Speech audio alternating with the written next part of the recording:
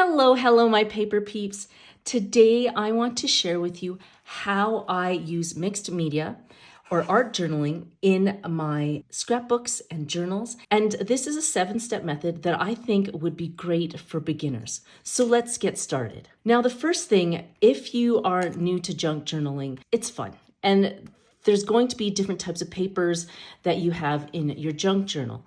Now, I'm going to show you some of the do's and don'ts of mixed media. Not all of them, but some of them. And most of the do's and don'ts of mixed media has to do with the paper that you're using. If you really want to get down and dirty and you want to use multiple different types of media in your junk journals, then just regular paper like this will not hold up to the weight and the consistencies and the different textures of all your mixed media. But most junk journalers, especially if you're new, you won't go out and buy fancy mixed media paper. Now, the mixed media paper that's out there, that stuff is awesome. It's great for layering different types of inks and pastes and you name it, all the different types of mediums out there. But if you are like me and I have just plain paper in my scrapbooks and journals, then you have to be a little careful of what you use, or else what happens is you get like this situation here where you get pages that are bowing on you as a result of the different types of mediums that you're using. And that's where this whole idea of do's and don'ts comes in, because if you're following me, I don't use a lot of mixed media paper in my junk journals. And I'll actually use, for example, in this junk journal, cardboard as my mixed media background. And that is quite thick, so that actually can hold a lot of the pastes and inks that I use. But in this case, I didn't use any heavy materials. And so I'm gonna show you what mixed media looks like on just regular paper like this. These are actually envelopes. And so there's matching cards to this. And so what I like to do is I will actually create on those matching cards and then glue it onto here. Because this I cannot redo. If I make a mistake on here, that's permanent. And so me being a clean crafter or one that doesn't trust my first instincts when I'm crafting, I'll do the layout page on, the cardstock that came with this envelope. So we'll do that first. Here's the card that came with this envelope, and I'm going to craft on here before I actually add it to this envelope. And the great thing about this is it's already been cut down, to fit and have that 1/8 of an inch border around it. So you don't have to do too much to it. But other than that, I will just cut this here. So there's my mixed media page that I will do just off to the side and not on the book. And the one thing that I have started using is rice paper in my scrapbooks and journals. The only problem with that is that if you're using it on just regular paper like this is just regular cardstock, using Mod Podge to adhere it to the page will cause this kind of bowing action to your paper. And because it causes this bowing, that's the great thing about doing it on this paper is that you can actually, when you adhere it to the book, you can adhere it flat. But to prevent the bowing that you see here, if you're just using regular paper, then you don't have to use Mod Podge or rice paper glue. You can just use, your glue stick here. And so what I'm going to do is I'm just going to grab neat little page from here. I think this is nice. Yeah, let's try this one here. This one's really nice. Okay, and I will use maybe one of these as well. That's nice too. So now this is just regular paper. It's not rice paper. And what I'm gonna do is just tear it up a bit.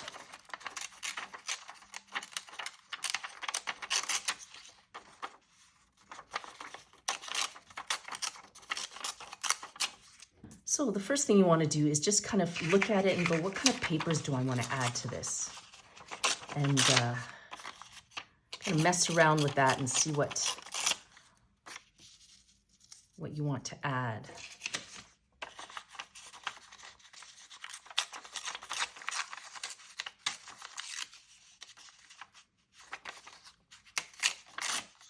Now, one of the things I did was I created and made my own collage paper out of just tissue paper. And I'll leave a link to how I created this at the end of this video, but I kind of made my own with a little bit of gold on there. So I'm going to use a little bit of this on there as well.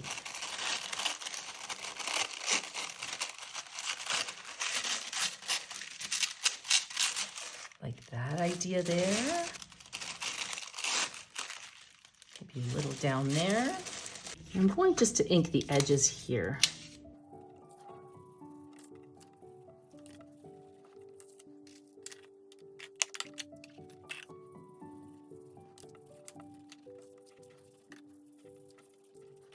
So to prevent that bowing effect, I'm going to try to use as much as I can of just glue stick to glue this down.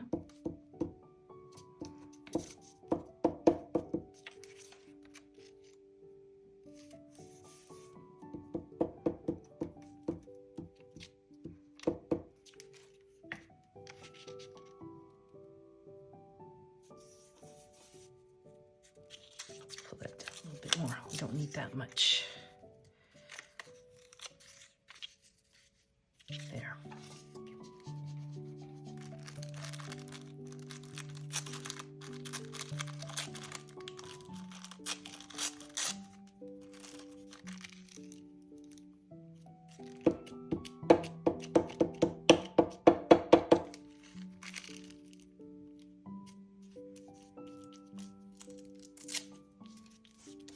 There.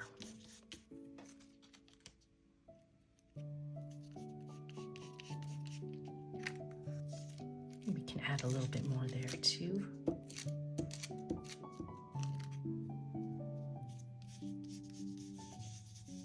Okay, now that you're done that, what I'll now do is just place a little bit of just white acrylic paint, or in this case, I don't know where my white acrylic paint is. I'm just going to use like just white gesso here. Okay, I'm just going to take a paintbrush here and just add some just white.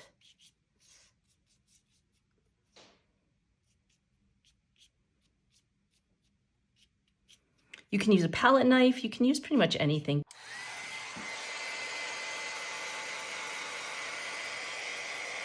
Okay, so once that's dry, that's when you do your stamping.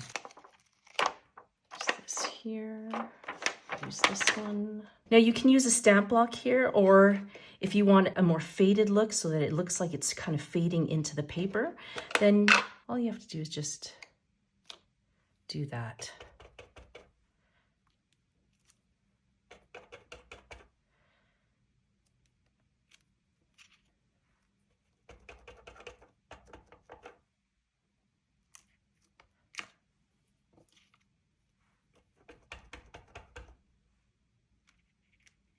And you want to make sure you use like an acid-free permanent ink here, especially if you are going to be using other mediums. I do like using a stamp block with some of the smaller stamps so that you can actually see, you know, the image shining through there. Before I get any further, I'm actually going to just ink these edges here of this card.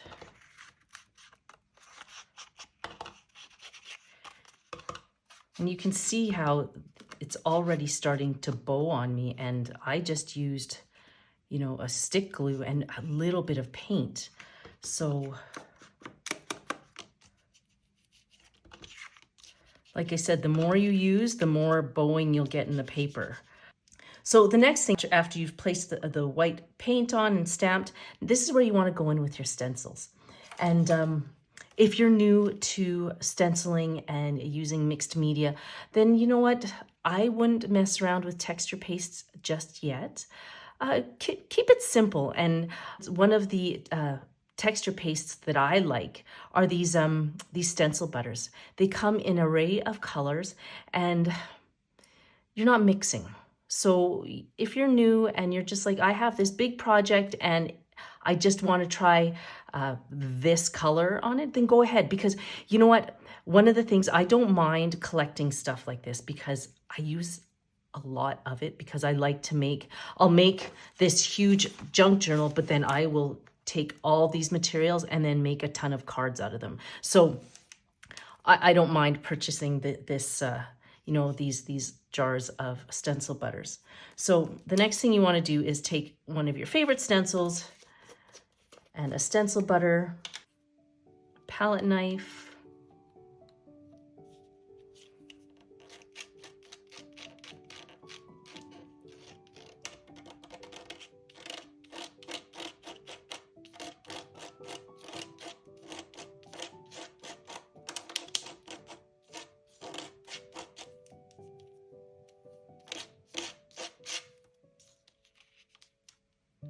go ahead and add some dimension like that.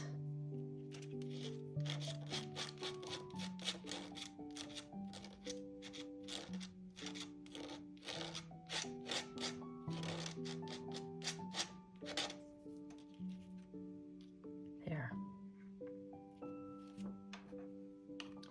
And you can go ahead and dry that with a heating tool. Make sure you wash your stencils off so they don't dry. Put any excess back into the jar. Close that up. And then go ahead and wash all this stuff while this dries.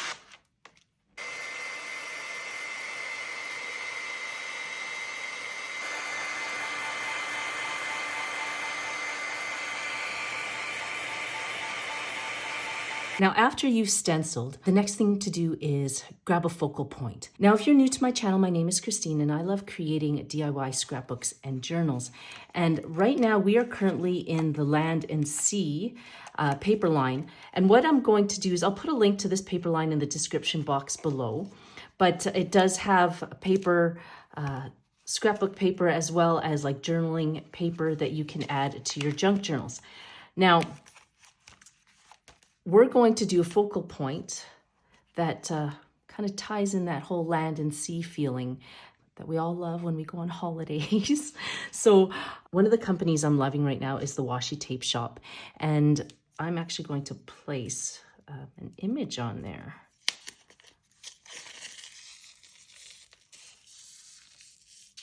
Let's go with this one here. So we'll cut that up. And I really love their PET tapes because they're somewhat transparent. They're transparent. So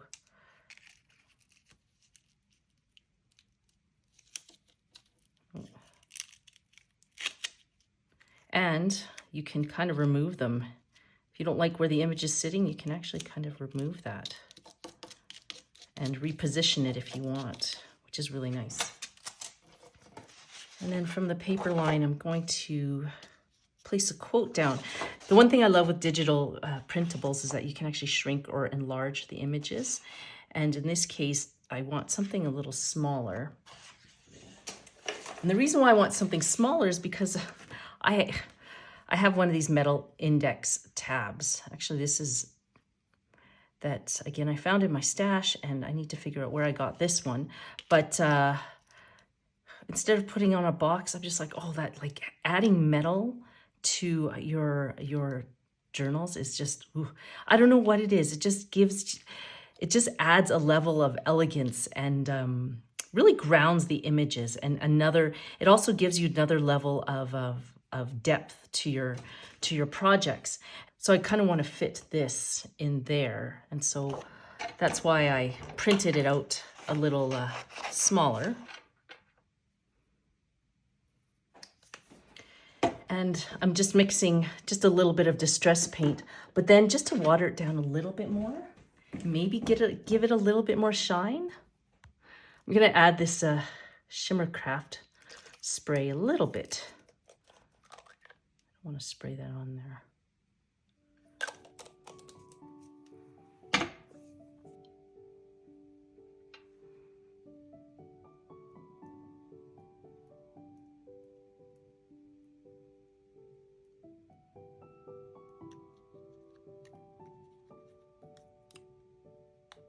There.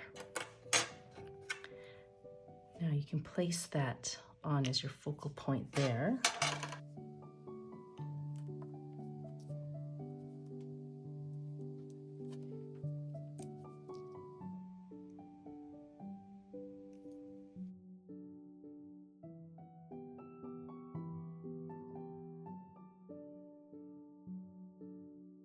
Now, after you've laid down and established your focal point, then just go in and do a little bit of doodling, a little bit of maybe enhancing the images around that. Here I'm just using Distress Crayon and just kind of going around this stenciled area here to add a little bit of shadow, a little bit more depth to the stenciled area. And then just going in with my finger and rubbing that in. And then coming up here, making sure I don't get my fingers into the paint splashes. Should have done that earlier.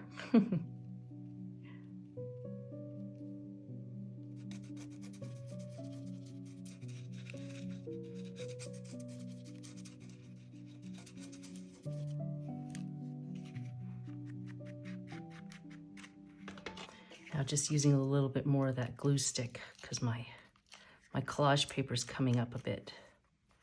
There. And then what I'm going to do here is use double-sided adhesive just to really make sure that that is, you know, these corners don't pop up on me. And so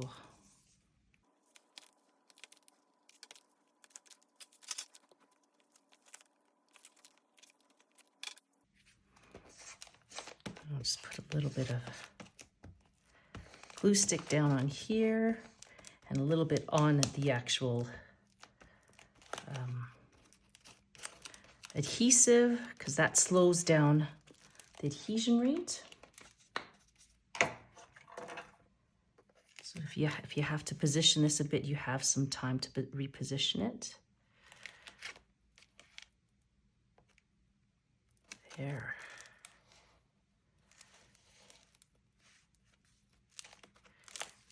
So here is your art journaling page that you can do in your scrapbooks and journals. You don't need mixed media paper. You can use the paper that you actually have in your junk journals and still create amazing mixed media layouts. I really hope you liked this art journaling tutorial and the steps that I take to create layers of beautiful art on my journals.